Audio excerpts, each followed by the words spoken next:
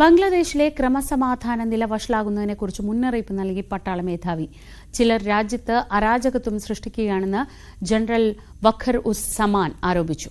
ബംഗ്ലാദേശിലെ സൈനിക പ്രവർത്തനങ്ങളിൽ ISIയുടെ ഇടപെടലുകൾ നടക്കുന്നതിലും പട്ടാള മേധാവിക്ക് അതൃപ്തിയുണ്ട്.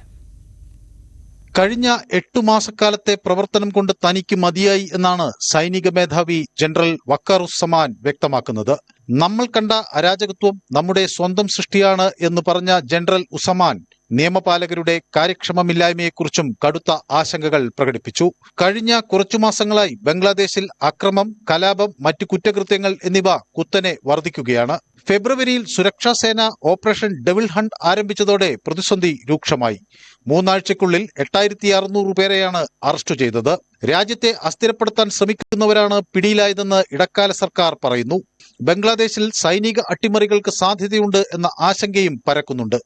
ഷെയ്ഖ് ഹസീനയെ സ്ഥാനഭ്രഷ്ടയാക്കിയതിനു ശേഷം സായുധ സേനയ്ക്ക് പോലീസിനു സമാനമായ ജുഡീഷ്യൽ അധികാരങ്ങൾ ലഭിച്ചിരുന്നു.